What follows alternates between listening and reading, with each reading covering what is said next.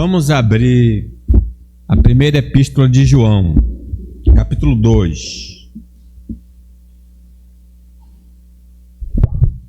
Primeira epístola de João, capítulo 2. O versículo 3 e o 4. Primeira epístola de João, capítulo 2, versículo 3 e 4. Nós podemos ler juntos. Leamos. Ora, sabemos que o temos conhecido por isto, se guardamos os seus mandamentos. Aquele que diz, eu conheço, e não guarda os seus mandamentos, é mentiroso, e nele não está a verdade. Vamos orar. Nosso Pai, rogamos a iluminação do Espírito Santo, o único que pode nos guiar toda a verdade. Rogamos não só por nós, mas por todo o ajuntamento dos santos, que haja essa operação do Espírito Santo nos que falam, nos que ouvem, ó Deus, a Tua palavra, para o louvor da Sua glória, no nome de Jesus. Amém. Meus irmãos, já nascemos sem comunhão com Deus. Já nascemos inimigos de Deus. Já nascemos distanciados de Deus por causa do pecado original.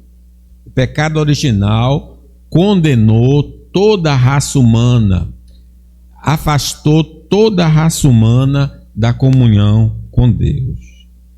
Para agravar nossa situação, os nossos pecados nos afastam mais ainda de Deus.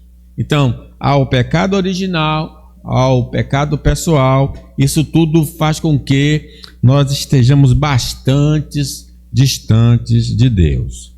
Quando nós cremos que Cristo morreu e ressuscitou pelos nossos pecados, e isto é obra do Espírito Santo, o Espírito Santo nos convence do pecado, da justiça e do juízo.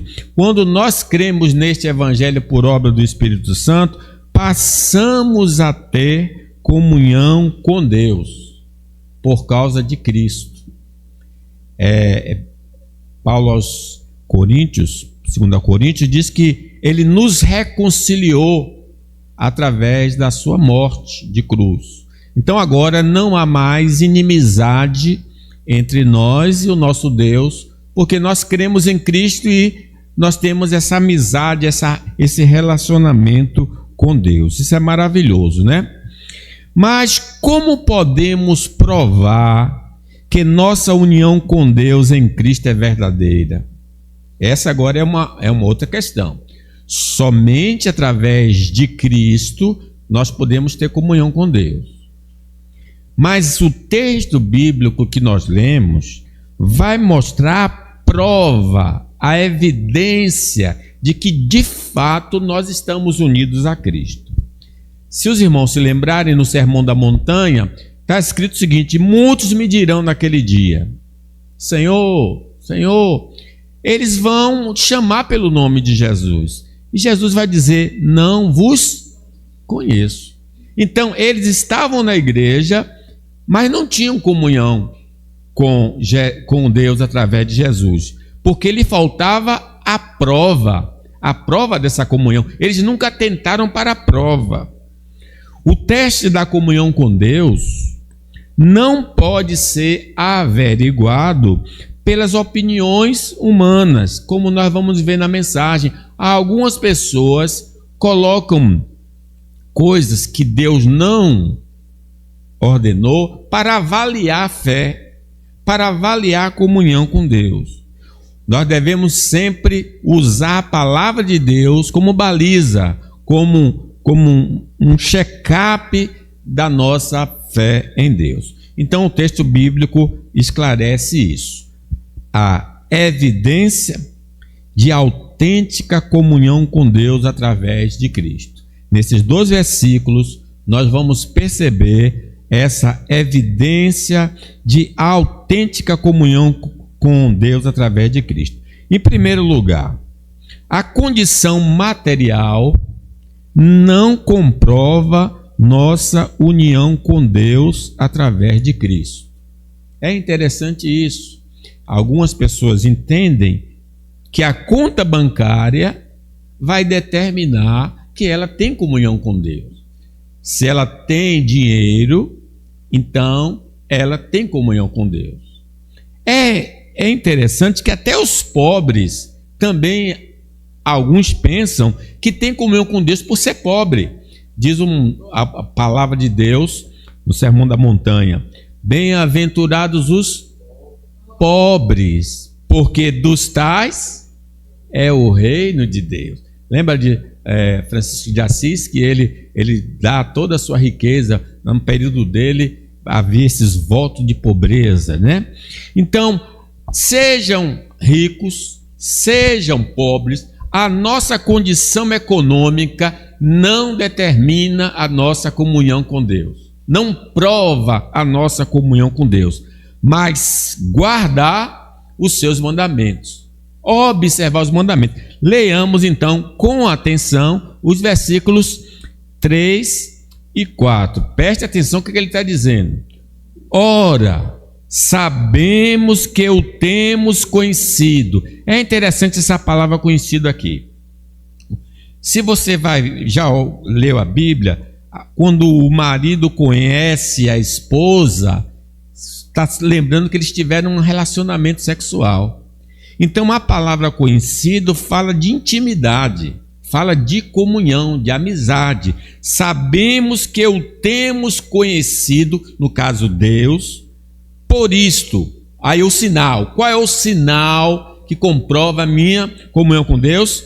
Se guardamos os seus mandamentos. Não é a condição econômica, pobreza ou riqueza, que evidencia minha comunhão com Deus através de Cristo, e sim se eu guardo ou não os mandamentos. Leamos o 4 também. Aquele que diz, eu conheço, e não guarda os seus mandamentos, é mentiroso, e nele não está a verdade. Que coisa clara, né? Então diz, olha, se você não guarda os mandamentos, você ainda não tem comunhão com Deus através de Cristo. Você está mentindo. A sua profissão de fé não condiz com a verdade de Deus. O estado de pobreza e de riqueza não atestam comunhão com Deus, mas comprovam o volume da graça comum recebida da parte do Senhor. Ora, se a sua carteira está cheia, diz que Deus encheu a sua carteira, louvado seja o nome do Senhor. Só está dizendo isso, que Deus lhe deu 5 talentos, que Deus lhe deu 3 talentos, que Deus lhe deu então o mais pobre, né? Então, a riqueza ou a pobreza só indicam a quantidade de bênçãos materiais que Deus despejou sobre nós, se muito ou pouco.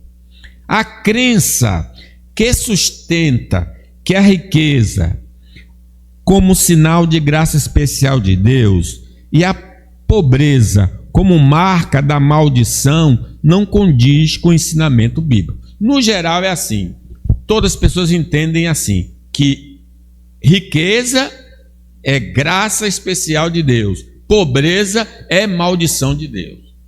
Os discípulos até, quando viram um homem cego, perguntou a Jesus, ele é cego por causa do pecado dos seus pais ou do pecado dele, né? Atribuindo então o mal sempre ao pecado.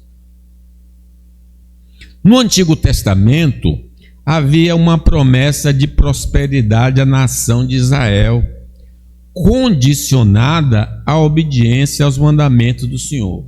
De fato, no Velho Testamento tem uma promessa, não uma promessa individual ao indivíduo, mas uma promessa à nação, que se ela se submetesse ao Senhor, o Senhor iria abençoar materialmente. Vou ler aqui Deuteronômio 28.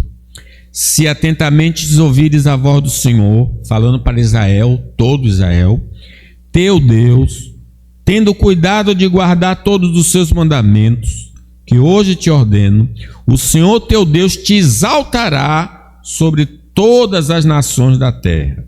Se ouvires a voz do Senhor teu Deus, virão sobre ti e te alcançarão todas estas bênçãos. Quer dizer, então, nós vemos ali parte desse versículo, né, da passagem, que de fato Deus vai abençoar materialmente, mas não individualmente, coletivamente.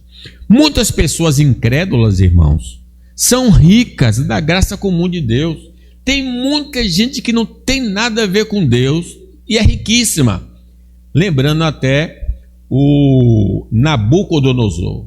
Deus disse que foi ele que deu a ele todos os reinos, todos os homens, todo o domínio foi dado a ele. Em princípio, ele não era um homem que cria em Deus. Talvez ele tenha até se convertido pelas experiências que são narradas ali. A gente pode ser até levado a pensar assim, mas no geral, ele não tinha nenhum relacionamento com Deus, porém era cheio de dinheiro, cheio de poder, cheio de graça, imperador do mundo, né? Então, se a gente for considerar que riqueza é sinal de comunhão, então a maioria dos crentes estão fora dessa graça, porque os crentes, em sua maioria, são pobres e não são ricos. Graças a Deus que Deus não estabeleceu nem a riqueza nem a pobreza como evidência de comunhão.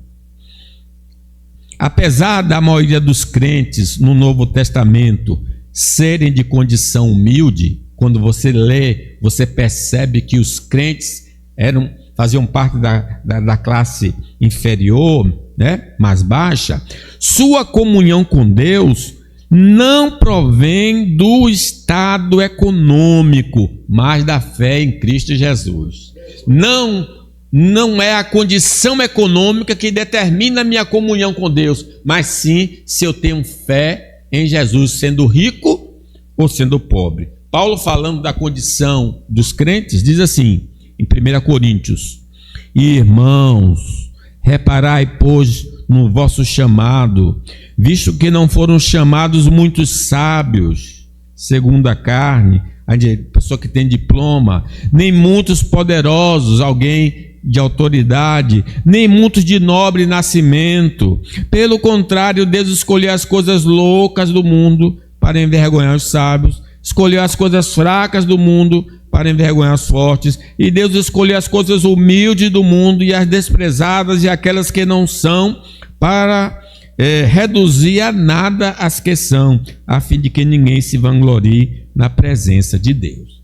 Então, a riqueza, por exemplo, de origem lícita, não estou falando dos trambiqueiros, né? A riqueza de origem lícita indica sinal da graça comum. Lembre disso, existe graça especial, que é a salvação, existe graça comum, que é a água, vida, carro, casa, bens, dinheiro. São dois tipos de bênçãos que Deus concede. Graça significa favor não merecido, seja do campo material, seja do campo espiritual. Então a riqueza de origem lícita indica sinal da graça comum, mas não indica sinal da graça especial. É muito importante isso.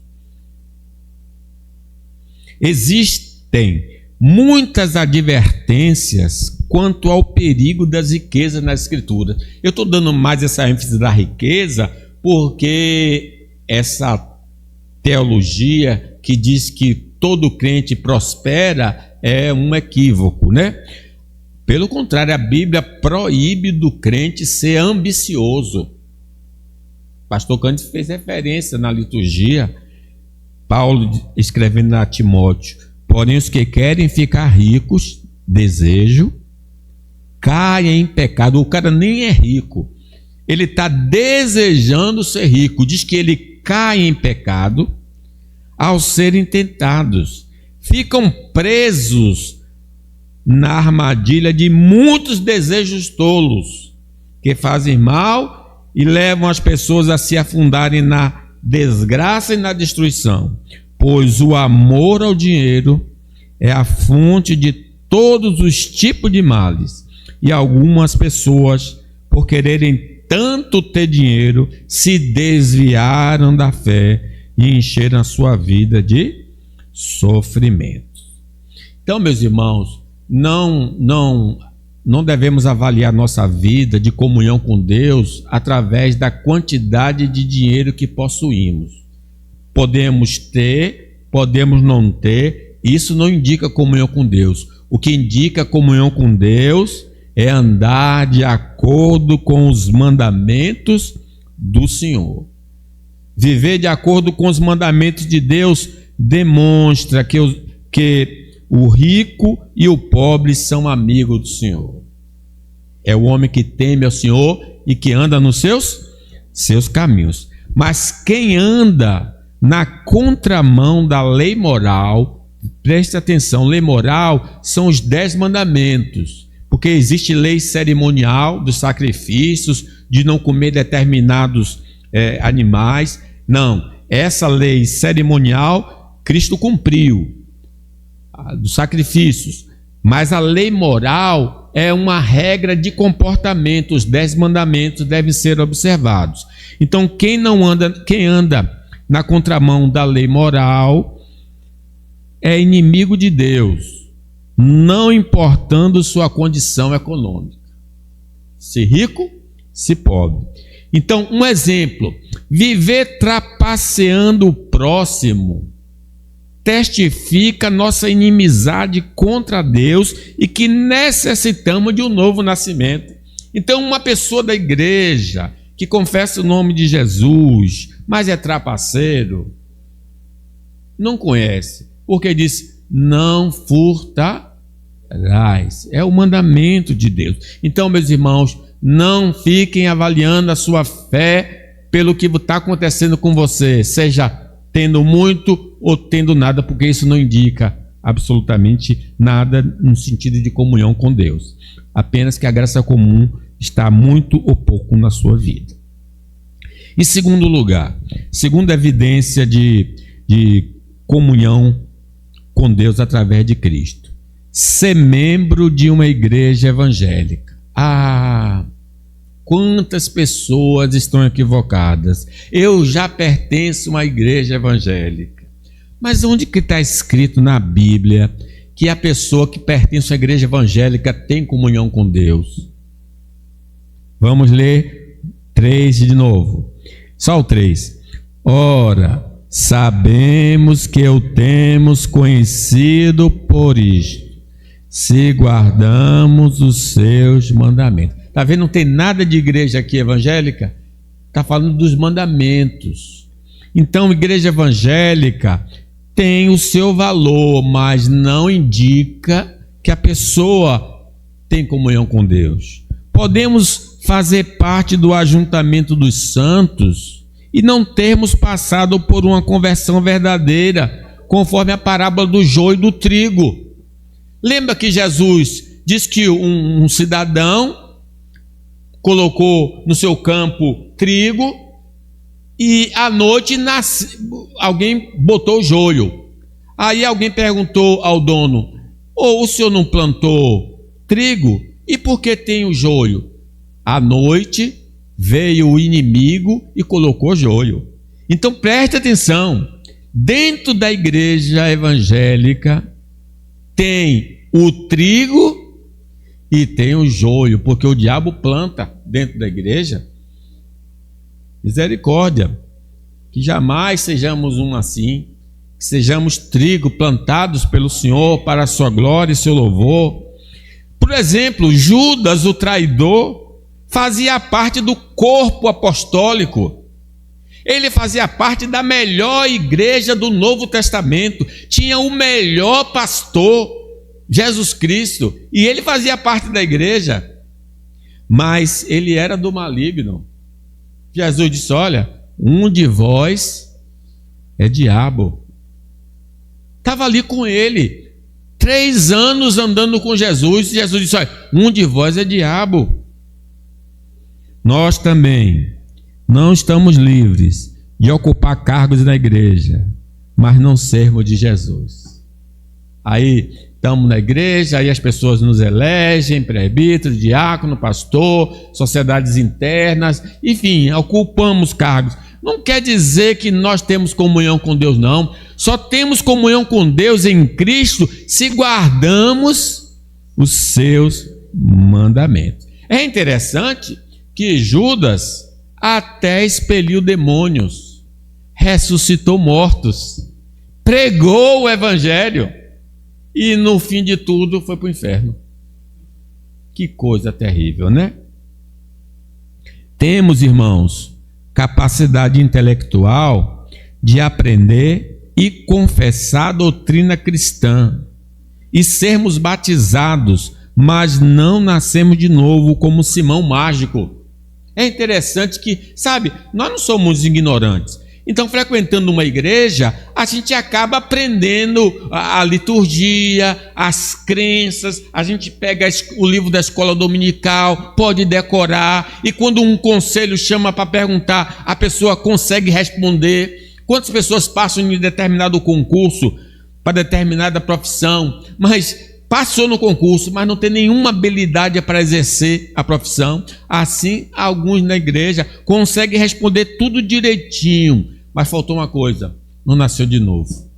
Simão, o mago, lá em Samaria, vendo Filipe operar e pregar, ficou encantado com aquilo e ele foi batizado.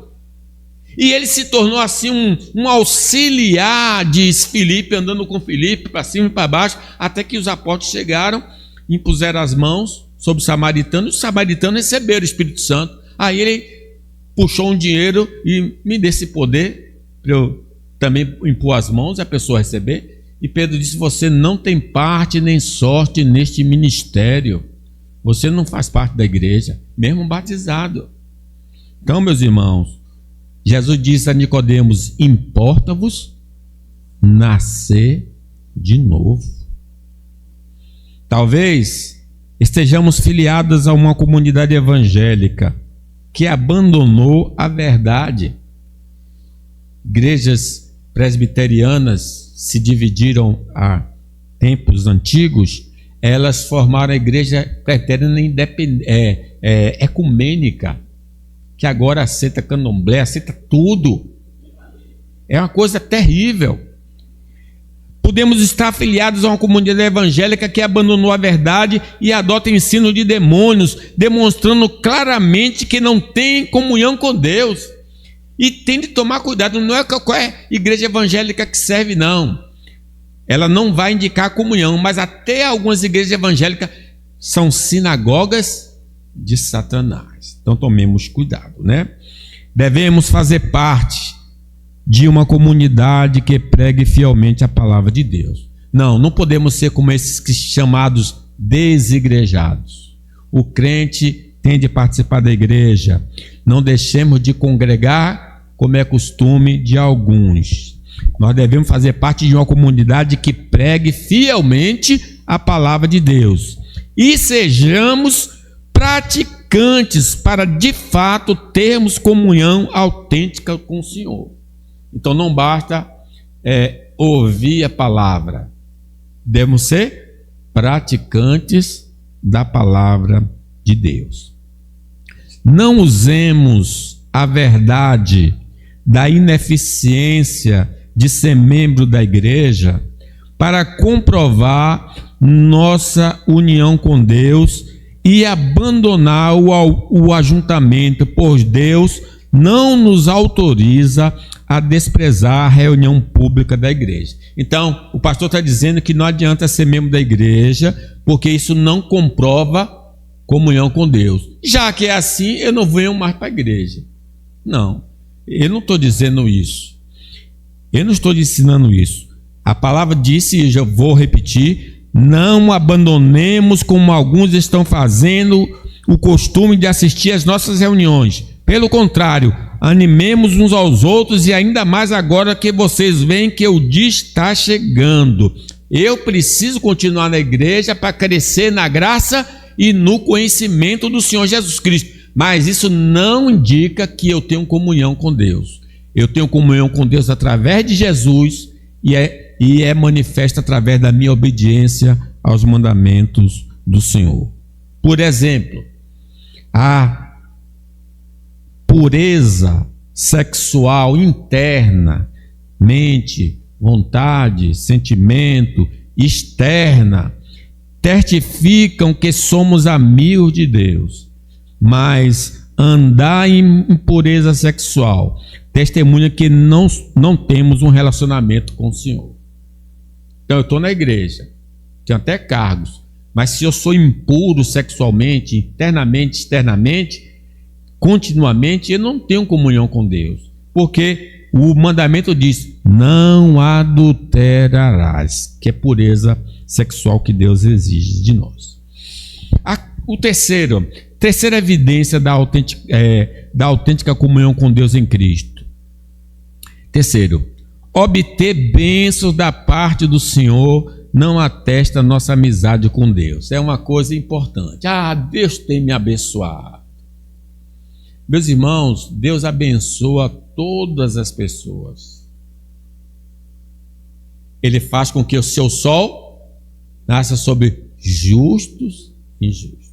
Todos que têm vida, todos que estão andando por aí, presente de Deus. Todos que estão respirando, presente de Deus. Todos que estão em um trabalho, presente de Deus. Todos que têm uma casa, que têm uma família, presente de Deus. É o Deus da bênção. Mas o texto 3, vamos ler. O que é que indica? Se não é as bênçãos que Deus me dá, o que é que me indica que eu tenho comunhão com Deus? 3. Ora, sabemos que o temos conhecido por isto, se guardamos os seus mandamentos. Deus, sendo misericordioso e amoroso, nos abençoa independente do nosso estado espiritual, nacionalidade, raça e sexo. Deus é muito bom, sempre abençoador. Se vocês amam somente aqueles que os amam, por que esperam que Deus lhe dê alguma coisa? Até os cobradores de impostos amam as pessoas que amam, porque Ele, Deus, faz com que o sol brilhe sobre os bons e sobre os maus, e dá chuva tanto os que fazem o bem como os que fazem o mal. É o Deus abençoador. As bênçãos dessa vida são dadas por Deus sem que nós peçamos. Veja, tanto o ímpio quanto o crente. Quem pediu para levantar? Quem na noite que for dormir, Senhor, deixe-me levantar no outro dia? Ninguém nem se preocupa em pedir isso, mas nós levantamos. E por que levantamos? Porque Deus é bom. Porque Ele é bom, porque Ele é maravilhoso. Mesmo que não tenhamos pedido, Ele dá.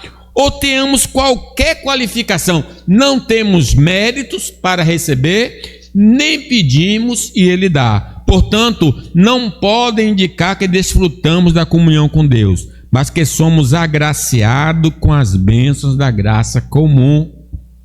Ele curou 10 leprosos. Quando um percebeu que estava curado, voltou. Aí Jesus perguntou: não foram 10 que foram curados? Aí o rapaz: só eu voltei para te dar graças. Então ele abençoou 10 homens, mas só um reconheceu a graça do Senhor. Os homens não convertidos são enriquecidos por Deus com dádivas dessa vida, mas isso não indica comunhão com o Senhor, e sim que Deus é generoso para com todos. Não se enganem, diz Tiago. Meus queridos irmãos, tudo de bom que recebemos e tudo que é perfeito vem do céu, vem de Deus, o Criador das luzes do céu. Ele não muda, nem varia de posição, o que causaria escuridão. Louvado seja o nome do Senhor. As bênçãos não indicam comunhão com Deus, mas respeitar as autoridades do Estado, da igreja, do trabalho, da família, comprovam sim nossa amizade com o Senhor. Receber o que Deus nos dá do céu de graça não comprova, mas o que comprova a minha comunhão é se eu respeito as autoridades do Estado, se eu respeito a autoridade da igreja, se eu respeito a autoridade da família, porque está escrito, honra a teu pai e a tua mãe, para que se prolongue os teus dias na terra que o Senhor teu Deus te dá. Em quarto lugar, outra evidência de autêntica comunhão com Deus através de Jesus, ou melhor, que nega, que não pode provar, né? Ter experiências sobrenaturais não demonstram nossa união com Deus. Alguém poderia dizer: olha, eu vi um anjo, eu fui até o sétimo céu, eu fui ao inferno, eu recebi uma revelação, eu falei em outras línguas. Tudo experiências o quê? Sobrenaturais. Isso indica que a pessoa tem comunhão com Deus? Não. O texto diz: ora, sabemos que o temos conhecido por isto, não pelas experiências extraordinárias, se guardamos os seus mandamentos. As experiências sobrenaturais, por exemplo, de Israel no Egito e também no deserto, revelaram que a maioria não era amigo de Deus. Aqueles homens viram os 10 sinais de Deus no Egito. Aqueles homens passaram a pés enxutos, com o mar aberto. Aqueles homens receberam o maná do céu. Aqueles homens viram uma nuvem e também uma bola de fogo à noite e a nuvem de dia, sinais espetaculares, ouviram a voz do próprio Deus. Mas diz que Deus não se agradou deles. 600 mil homens de 20 anos para cima, todos eles pereceram no deserto por causa da incredulidade. Eles poderiam chegar aqui na igreja: olha, eu tive uma experiência espetacular com o Senhor, eu ouvi a voz do Senhor, eu vi o monte tremendo, eu vi a nuvem escura, eu vi o rosto de Moisés resplandecendo. Mas eles não entraram, porque não eram amigos de Deus por causa da experiência, não guardaram os mandamentos do Senhor. As experiências espetaculares podem nos aproximar de Deus, é verdade, ou pode endurecer o nosso coração. Então elas não comprovam a nossa adoção na família de Deus.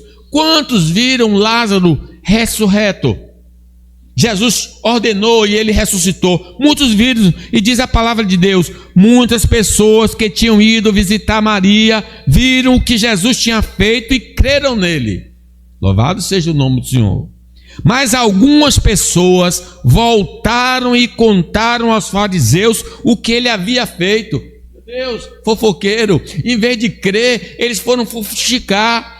E diz o texto: então os fariseus e os chefes dos sacerdotes se reuniram com o conselho superior e disseram: o que é que nós vamos fazer? Esse homem está fazendo muitos milagres. Se deixarmos que ele continue fazendo essas coisas, todos vão crer nele. Aí as autoridades romanas agirão contra nós e destruirão o templo e o nosso país. Não creram. Viram, ouviram e não creram. Não adiantou nada dessas experiências. Jesus falou assim de 2 cidades, 3 cidades na verdade: ai de ti, Cafarnaum, ai de ti, Betsaida. Tem mais outra aí, Corazim, ai de ti, Corazim, ai de ti, Cafarnaum, ai de ti, Betsaida. Porque eles viram os milagres do Senhor e não se converteram. Ele chega a dizer assim: olha, se em Sodoma eu tivesse operado esses sinais, eles teriam sobrevivido até hoje. Rapaz, Que coração duro, quanta experiência fabulosa, extraordinária, e não creram. E Faraó, irmãos, Faraó viu as 10 pragas. Ele, interessante que ele deu o sinal, aí Moisés dava o sinal, aí ele chamava Moisés perguntava: que dia você quer que a praga se afaste? Aí ele dizia: daqui a 3 dias. Aí Moisés: daqui a 3 dias a praga vai se afastar. Ele viu tudo isso. Ele viu o poder de Deus, a mão de Deus, mas ele continuou na impiedade e morreu sem conhecimento do Salvador, mostrando que isso não indica que uma pessoa conhece a Deus. Aliás, essas seitas todas, como a Igreja de Jesus Cristo dos últimos dias, falam do cidadão que teve um anjo que falou com ele e que revelou a ele coisas. Imagine, um absurdo, né? Acabe foi um homem que o profeta veio e disse: olha, enquanto eu não falar, não haverá chuva nessa terra. Ele ouviu Elias falar isso.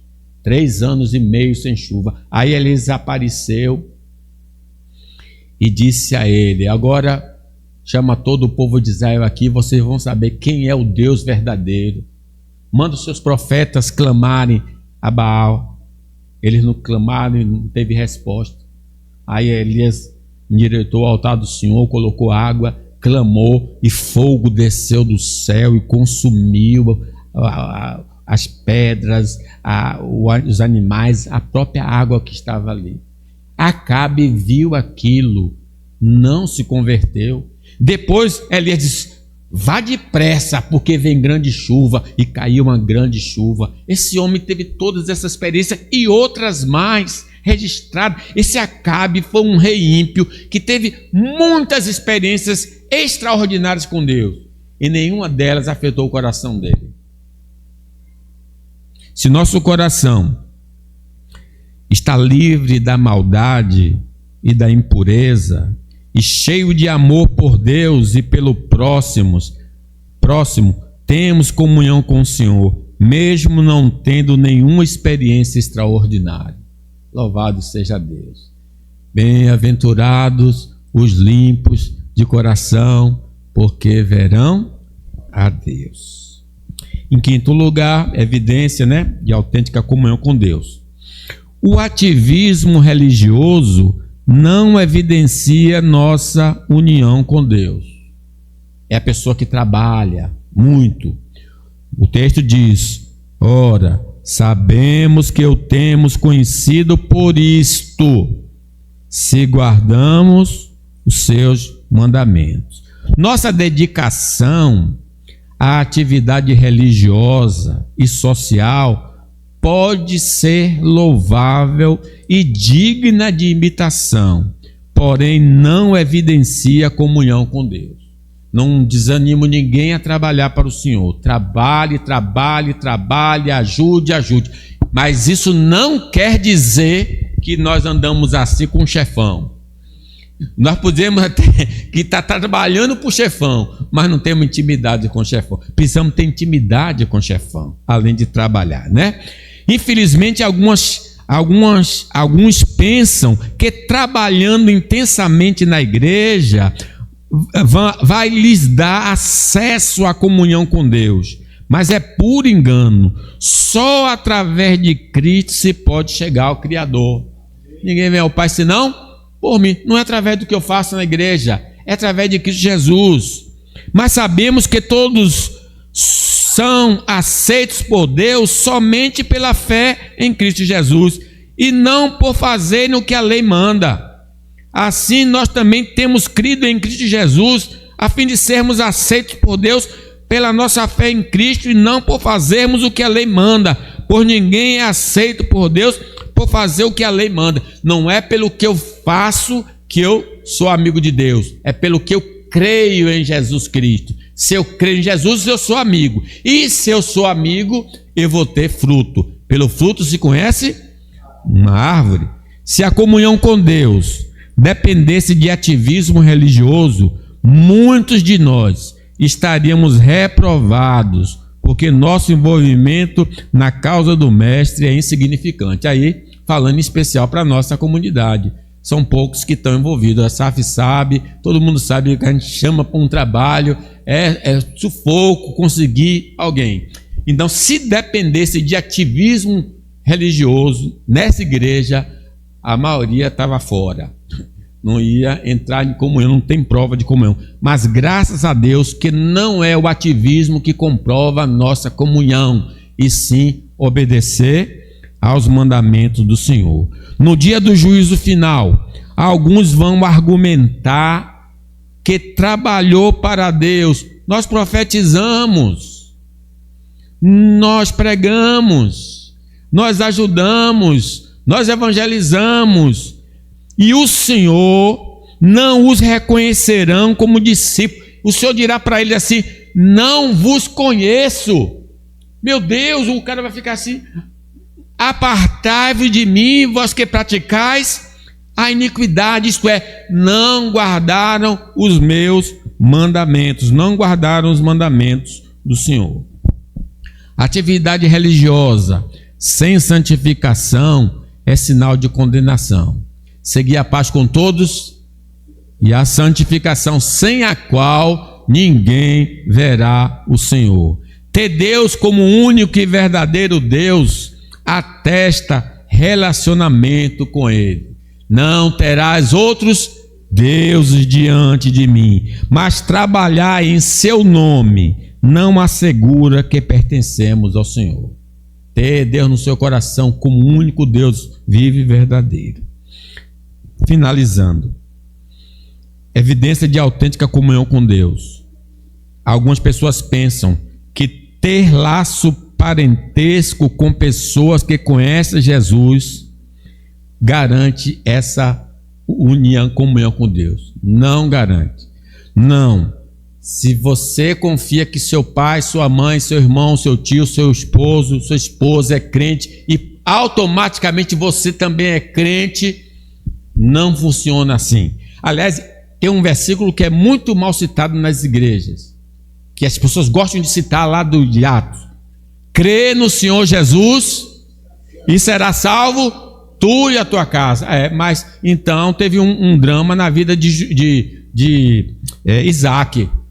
Isaac tinha 2 filhos, um foi para o inferno, outro foi para o céu. Abraão teve filhos, Isaac foi para o céu e Ismael foi para que lugar? E os outros filhos?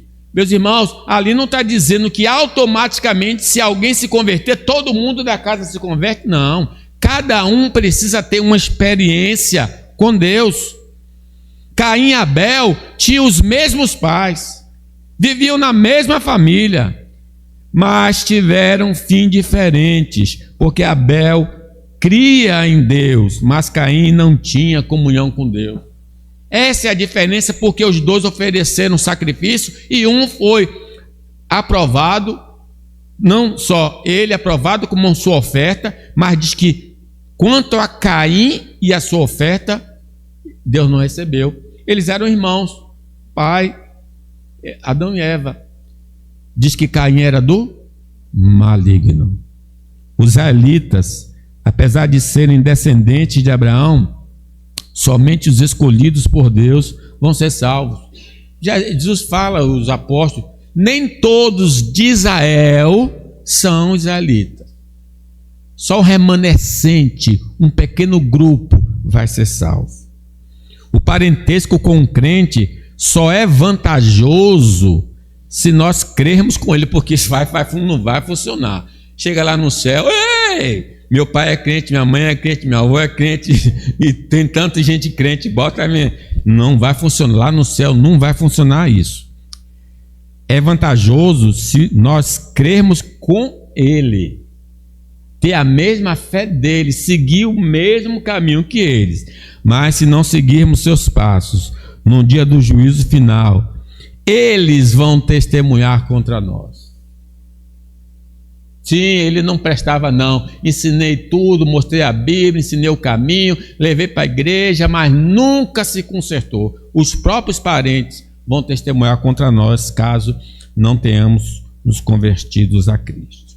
Não basta, irmãos, termos o mesmo sangue de parentes crentes. Temos que ser convertidos para gozarmos de comunhão com Deus através do Senhor Jesus Cristo. Precisamos receber Jesus como Senhor e Salvador da nossa vida. No dia do julgamento final, vamos nos apresentar individualmente ao Senhor. Diz assim: os mortos foram julgados de acordo com o que cada um havia feito, conforme está escrito no livro. E todos foram julgados de acordo com o que cada um tinha feito. Cada um dará conta de si mesmo a Deus. A prova infalível de nossa comunhão com Deus é sermos obedientes ao Senhor, conforme é revelado na Bíblia Sagrada. Se continuamos sendo mentirosos em nosso relacionamento, não conhecemos a Deus, mas estamos no caminho do diabo. O diabo é o pai da mentira. Concluo, meus irmãos. Guardar os mandamentos de Deus é obra de um coração transformado por Deus. Ele tirou o coração de pedra e nos deu um coração de carne. Viver de acordo com a lei de Deus é obra do Espírito Santo. Ele não só tirou o coração de pedra, mas colocou o Espírito Santo dentro de nós. Para quê? Para que observássemos os seus mandamentos. Andar no caminho do Senhor é fruto de uma alma agradecida por ter sido resgatada por Jesus. Que darei ao Senhor por todos os benefícios para comigo. O viver santo é resultado de um homem que tem comunhão com Deus. Seguir a paz com todos e a santificação, sem a qual ninguém verá o Senhor. Que Deus nos abençoe.